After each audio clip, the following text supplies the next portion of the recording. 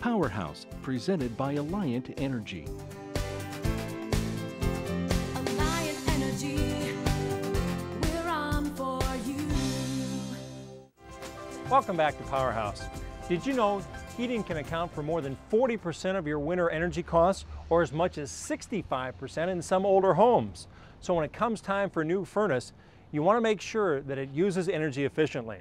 Today we're here at a heating and cooling dealer to find out what's all involved in buying a new furnace and how do we make sure it runs efficiently. I'm going to go inside and talk with Randy Novak.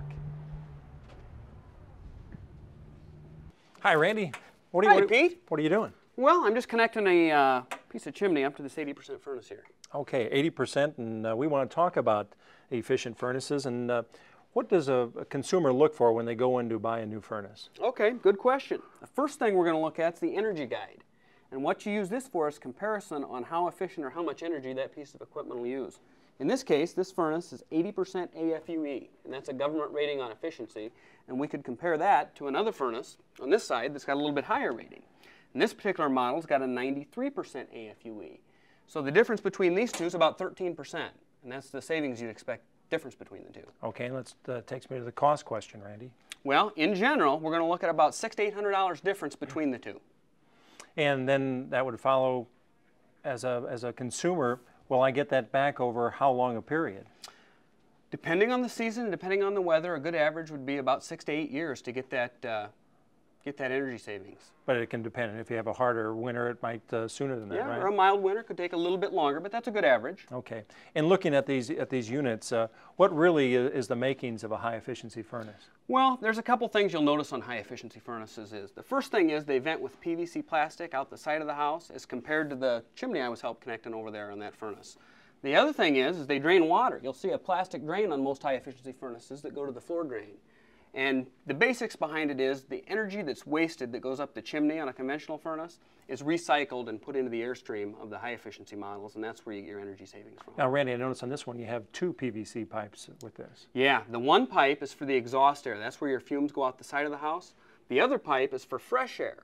And when that fresh air comes into the furnace, that provides some benefit because we're not using contaminants and pollutants from inside the house to feed that fire. Okay, and there it leads me into in terms of the comfort factor that exists with a high-efficiency furnace. Okay, there's a couple things we can look at as far as comfort. And the main thing that defines comfort on it is there's noise levels. They're a lot quieter on the new high-efficiency furnaces. Air flows, air speeds, and to get into the comfort, we need to look at the motors. And a lot of people don't realize it. There's 2 motors on a high-efficiency furnace. There's the main blower motor, which moves the air and circulates the air through your house. That's what you feel coming out your registers. This other little motor here is called an inducer motor, and that blows your exhaust out that PVC plastic through the side of your home.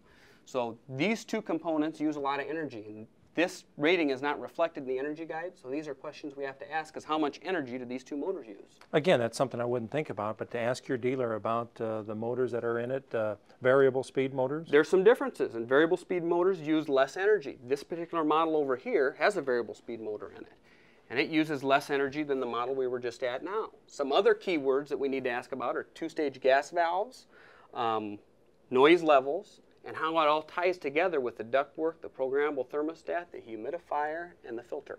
So it really is altogether a system, right? It's a complete system, and the efficiency of one component of it, such as the AFU or gas rating, is important, but there's other things we need to look at to consider overall efficiency. Okay, I've got this great, complete new furnace system, Randy. How do I keep it running efficiently? Well, the best thing I can tell you is to keep your filter maintained or cleaned. Most places recommend once a month, but it really depends on the filter, and we need to ask our dealer or our manufacturer about specifics as far as when the furnace needs cleaned or when it needs adjusted, and they can give you some specific advice on that. Okay, again, and servicing it, have a plan in terms of taking care of your new system? Absolutely, it's important. It will also ensure that the furnace lasts longer. Anything else that we should know when we go in to get that new furnace, Randy? Well, look at the efficiency ratings. Right now, the highest efficiency model we sell is 96.6%. They creep up a little bit slowly every year, but we're seeing the trend right now as far as efficiency improvements in the motors. We're seeing comfort improvements. We're seeing easier ways to keep humidity in your house, easier ways to filter the air, and they're all done with the furnace. All right. Randy, a lot of great information. Randy Novak from Novak Heating and Air Conditioning. Thank you. Appreciate it.